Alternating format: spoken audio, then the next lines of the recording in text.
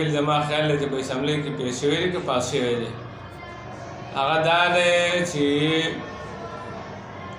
دا 13 کالو نه مخکې به هلک او جنۍ واده نه کوي دا اوس خبره ده پیغمبر علیه الصلاة والسلام فرمایي یا معاشر الشباب من استطاع منکم الباء فلیتزوج اے د نوجوانانو معاشرې ستاسو وس کېږي نو واده وکړئ کله چا وس نه کېږي نو بیا روزې نیسئ نو احکام د شریعت دا واضح دي ته راځئ وضع د قوانینو کې نو بیا د باندې خلک پتو ولګوي چې هلکه دا حکومت او دا خلک وایي کافر دي دا دي بیا مونږ ویل که بد یې وکړو نو بد یې ونه کړه ته وضع د قوانینو ولیکې وضع د قوانینو مه کوه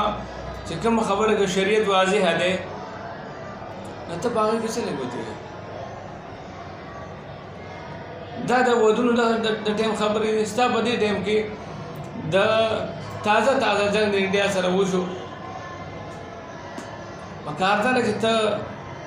په خپل جنګي حالاتو باندې توجه ورکړې ته خپل پوځ ته توجه ورکړې ستا په ملک کې حالات دا دی چې په وزیرستان کې دماکه شوې ده او ډرون کېږي ته دا حالات کنټرول کړه ته په اسمبلی کې بیزې بیلونه پاس کړې نو دا عقل خلاف کارونه ته کوې په ځای د دې چې ته په اسمبلی کې د واده بیلونه پاس کړې نو ته دا بیلونه نه شي کولی چې فلسطین ته زمونږ فوج ولېږي زمونږ فوج خو تکړه فوج دی نو چې رافیل لا غورځولی شي نو د اسرائیل هغه به نه شي را غورځولی نو ته دې ته توجه ورکړه ته په بېځایه کارونو کې نښته یې حدیث کې دا دي چې ګورئ کله انسان ګناه کوي انسان زنا دې وشي نو په دې کې زنا دغه سړی په خپله ګناهګار دی او په دې باندې مور او پلار ګناهګار دی او چې داسې بیلونه څوک پاس کوي چې یاره مخکې به واده نه کوي نو بیا به ورسره ته هم ګناهګار زنا عامه شو نکاحونه ګرانوي نو څه کوي د الله عذاب ته دعوت ورکوي چې د الله عذاب په موږ باندې راشي د الله دشمنۍ ته بډې مه وهئ د الله دشمنۍ ته ملا مه تړئ د الله په قوانینو کې ګوتې مه وهئ چې واده کله کول پکار دی بس د چا چې کله اوس وشو نو پکار دی پکار دا وه چې دا چا ودونه نه دي کړي دوی ودونه کولی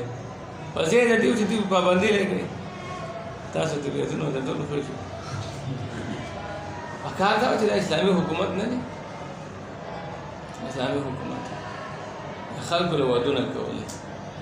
خبره پوهېږي نو په دې نه کېږي چې کله یو د نافرمانۍ بل پاس کوي کله بل نو بل معاصي دا ګناه ده که نه